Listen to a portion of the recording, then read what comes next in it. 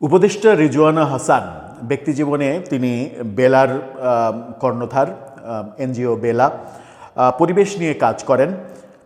উপদেষ্টা হওয়ার পরে যে পরিবেশ নিয়ে তিনি এনজিওতে কাজ করেছেন সেই জায়গায় যতটা তিনি সরব ছিলেন কিংবা সফল ছিলেন, উপদেষ্টা হিসেবে দায়িত্ব নেওয়ার পরে সেই সফলতা তিনি রাখতে পারেননি, সেটা তিনি স্বীকারই করেছিলেন। আমরা দেখেছি সিলেটে সাদা পাথর চুরির ঘটনায় তিনি অসহায়ত্ব প্রকাশ করেছিলেন। সেন্ট মার্টিন দ্বীপ নিয়ে অযথা কিছু নাটক তৈরি করেছেন তিনি, সেগুলোও সমালোচিত হয়েছে। সবথেকে বেশি সমালোচিত হয়েছে তার একটি বক্তব্য যে 53 বছরে রাজনীতিবিদরা যদি কিছু করতে পারত তাহলে আমাদেরকে আসতে হতো না। তার মানে তিনি এক ধরনের অধ্যত্ব প্রকাশ করেছিলেন এই বলে যে এই বাংলাদেশের 53-54 বছরের ইতিহাসে রাজনীতিবিদরা কিছুই করতে পারেননি। তাহলে বাংলাদেশ 1971 সাল থেকে এই যে আজকে পর্যন্ত এসেছে, কিংবা তাদের সরকার দায়িত্ব নেওয়ার আগ পর্যন্ত এসেছে, সেই 53 বছর বাংলাদেশে কি কোনো উন্নতি হয়নি, কোনো অবকাঠামো তৈরি হয়নি? এই 53 বছরেই তো আমরা 21শে ফেব্রুয়ারিকে আন্তর্জাতিক মাতৃভাষা দিবস হিসেবে প্রতিষ্ঠিত করেছি। এই 53 বছরেই তো বাংলাদেশ মধ্যম আয়ের উন্নয়নশীল দেশে পরিণত হয়েছে দরিদ্র দেশ থেকে। অথচ রিজওয়ানা হাসান প্রকাশ্যে ক্রেডিট নেয়ার জন্য বলেছিলেন 53 বছরে রাজনীতিবিদরা কিছুই করতে পারেননি। অর্থাৎ রাজনীতিকে বিরাজনীতিকরণের যে চেষ্টা এই সরকারের ছিল, সেই চেষ্টা আমরা প্রকাশ্যে দেখেছি। এবার তিনি ডাহা একটা মিথ্যা কথা বললেন। যখন তার সরকারের মেয়াদ শেষ, একদিন পরেই তার সরকার বিদায় নিচ্ছে এবং বিদায়ের পরে উপদেষ্টাদের সেফ এক্সিটের কথা খুব করে আলোচনা হচ্ছে। বিদায়ের পরে অনেক উপদেষ্টা আইনি জটিলতায় পড়ে যাবেন এবং তার কর্মকাণ্ডের জন্য তাদেরকে জবাবদিহি করতে হবে, এরকম আলোচনা যখন চলছে, তখন তিনি মন্তব্য করলেন প্রফেসর ইউনূসের এই সরকারের আমলে কোনো সাংবাদিক তার মত প্রকাশের জন্য নাকি জেলে যায়নি, কোনো সাংবাদিককে মত প্রকাশের ক্ষেত্রে বাধা দেয়া হয়নি। এর চাইতে ডাহা মিথ্যা কথা আর কি হতে পারে? চলুন রিজওয়ানা হাসান কি বলতে চেষ্টা করলেন, কি যুক্তি দিতে চেষ্টা করলেন, একটু জেনে দেখে এই ভিডিওতে থাকবেন পলিটিক্স টিভির নিয়মিত আয়োজনে।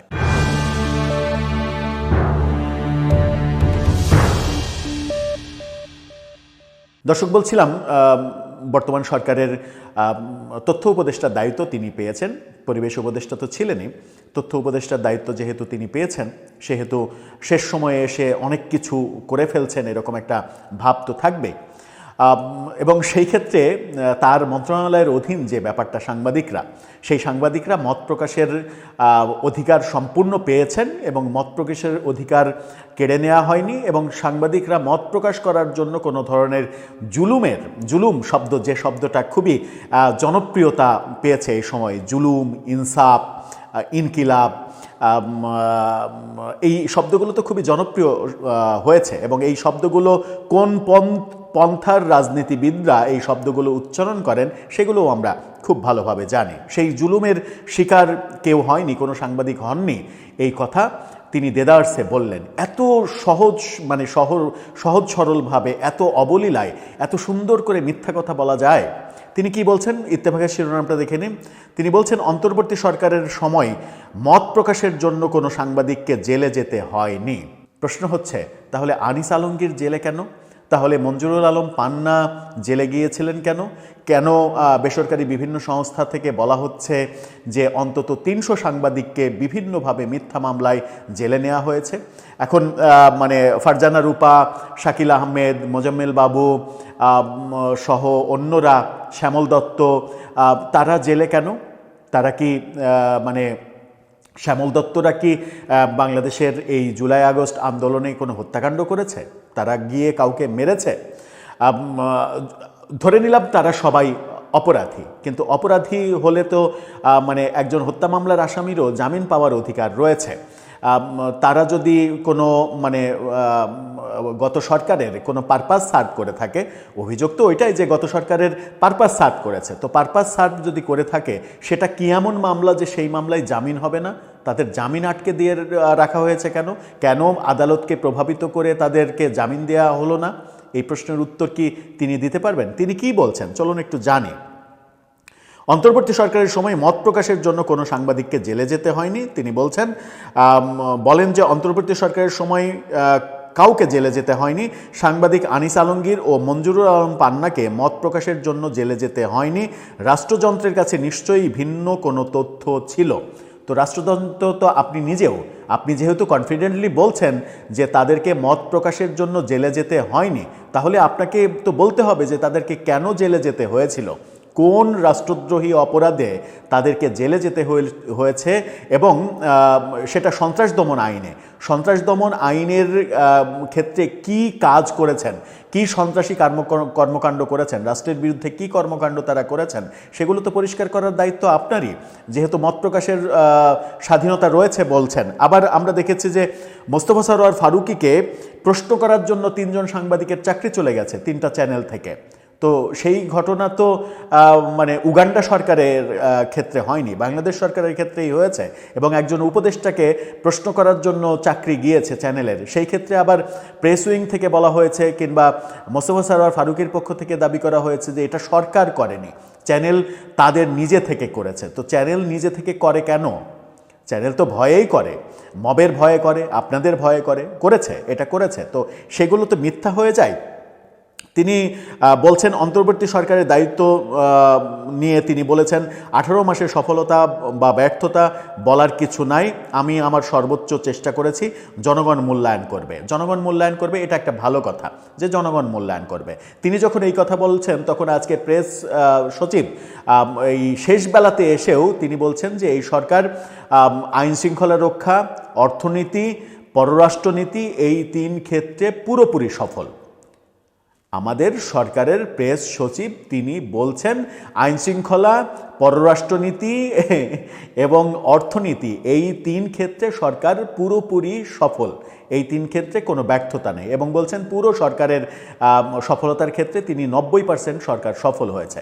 90, 100তে 90 পেলে তো আর 100 পাওয়া লাগে না, 90 is enough, more than enough. তো তিনি যে আইন শৃঙ্খলাতে সফল বলছেন, পররাষ্ট্রনীতিতে সফল বলছেন, অর্থাৎ বিভিন্ন দেশের সঙ্গে সম্পর্কের ব্যাপারে সফল বলছেন, অর্থনীতিতে সফল বলছেন, সেখানে তো পরিষ্কার চিত্র আমরা জানি বাংলাদেশের মানে আইন শৃঙ্খলা পরিস্থিতি কি, একেবারে মাটির সঙ্গে মিশে গেছে, তলানিতে গেছে, এগুলো তো পাগলও বোঝে, অথচ তিনি দাবি করছেন সফল। তিনি বলছেন পররাষ্ট্রনীতিতে সফল, অথচ ভারতের সঙ্গে যুদ্ধংদেহী সম্পর্ক তৈরি করেছি আমরা, তিনি বলছেন সফল। তিনি বলছেন অর্থনীতিতে সফল, বাংলাদেশে শত শত কলকারখানা বন্ধ হয়েছে এই সরকারের আমলে, বিনিয়োগ শূন্যের কোঠায় নেমেছে এই সরকারের আমলে, অথচ তিনি বলছেন যে অর্থনীতিতে সফল। অর্থনীতিতে সফল আরেকটু হতে পারতেন যদি তিনি ডিপি ওয়ার্ল্ডকে চট্টগ্রাম বন্দর তুলে দিতে পারতেন, সেই ক্ষেত্রে বোধহয় সফলতা একটু কম হয়েছে, ওই কারণেই সব মিলে 90% বলেছেন। ওই ডিপি ওয়ার্ল্ডকে যদি দেয়া যেত তাহলে সফলতা 100%ই হয়তো হতো। প্রধান উপদেষ্টার বিশেষ সহকারী দায়িত্ব পালন করা ফয়েজ আহমেদ তোয়েবের দেশত্যাগ নিয়ে তিনি বলেছেন, ফয়েজ আহমেদ তোয়েব বিদেশে থাকতেন, রাষ্ট্রীয় কাজ শেষ করে ফিরে গেছেন। তিনি 1.5 বছর পরিবারের বাইরে ছিলেন, তার পরিবার নেদারল্যান্ডসেই ছিল, তিনি পরিবারের কাছে ফিরে গেছেন, এটি ভিন্ন খাতে প্রবাহের সুযোগ নেই।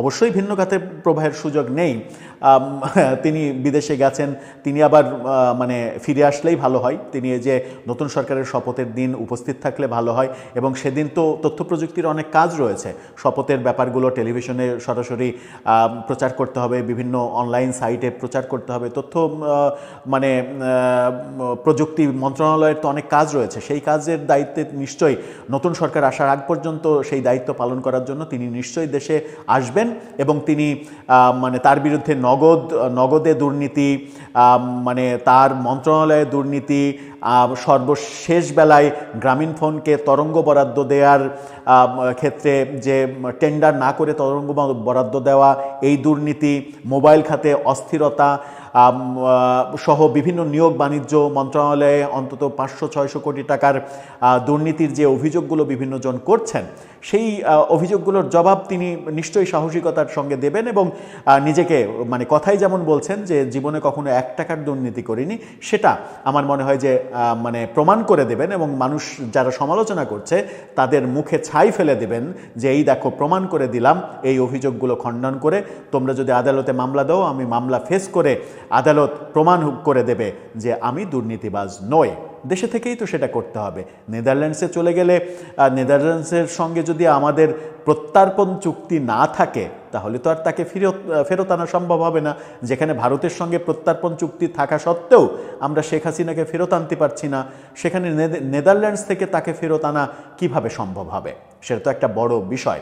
এবং রেজওয়ানা হাসান তিনিও নিশ্চয়ই দেশেই থাকবেন, দেশে থেকে তার আগের যে কাজ সেই কাজে ফিরে যাবেন এবং তার মন্ত্রণালয়ে তাকে কেন্দ্র করে যদি কোনো অভিযোগ থাকে সেই অভিযোগগুলো নিশ্চয়ই দেশে থেকেই ফেস করবেন এবং প্রমাণ করবেন যে তিনি কোনো ধরনের কোনো অবৈধ কর্মকাণ্ডের সঙ্গে এই 1.5 বছরে যুক্ত হননি। দর্শক, আপনারও কি তাই মনে হয় যে এই সরকারের আমলে মত প্রকাশের অধিকার সবার ছিল, সাংবাদিকদের ছিল এবং সাংবাদিকদের জেলে যেতে হয়নি? যেখানে বিভিন্ন বেসরকারি প্রতিষ্ঠান থেকে বলা হচ্ছে যে অন্তত 300 সাংবাদিককে জেলে ভরা হয়েছে এবং একেবারে পাইকারি দরে যত সাংবাদিকের অ্যাক্রিডিটেশন কার্ড ছিল সচিবালয়ের ঢোকার জন্য সেই সমস্ত কার্ড বাতিল করে একটা বাজে নজির স্থাপন করেছে এই সরকার।